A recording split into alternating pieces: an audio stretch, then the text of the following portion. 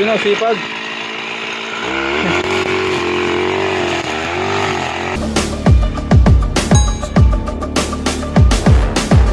Ngayong hapon ng September 11 kababayan ay dito kami nagtrabaho ng kasama kong Pilipino sa mismong bahay lang. Siya ay nag-grass cutter dyan. Inutusan tayo ng amo na babae na lahat ng damo na pinagrastiran ay hakutin po yun at ilalagay sa isang lalagyanan.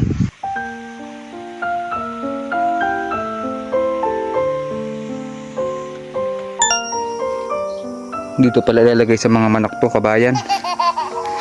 Ito mga binagraskitaran. Alright, merienda na po tayo. At di ko lang kung ano lasa na ito, binigay na ng amo. At ang ano po niya, box niya ganito.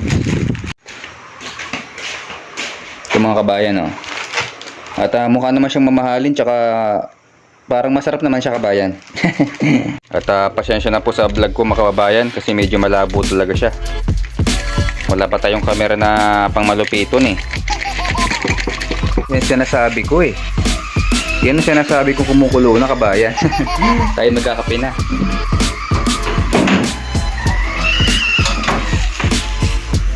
Alright. Woo!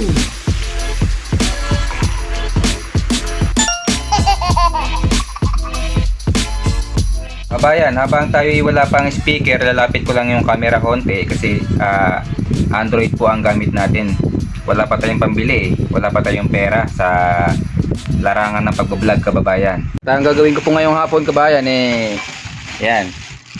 Gagawa pa tayo ng hindi ko nagawa na nakaraan, chili sauce with bawang, syempre kabayan. Ayan, oh. Habang tayo nagmerenda at magkakape syempre. Oops, meron ako naalala mga kababayan. Kasi nung umaga po nagtrabaho kami at i-share ko sa inyo kababayan. Panoorin nyo na lang.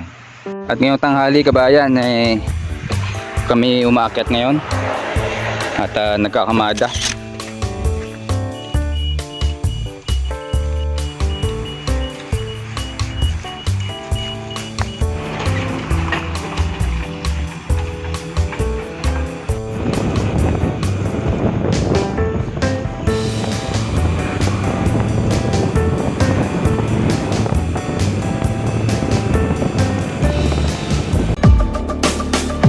At ngayong gabi kabayan ay ako lang po mag-isa sa bahay dito. At tayo po ay sa Taiwan kababayan bilang isang OFW. Ito po yung Pilipinas at napakalapit lang po ng Taiwan. At sa lahat po ng OFW sa buong daigdig po, mabuhay na mabuhay po tayo mga kababayan.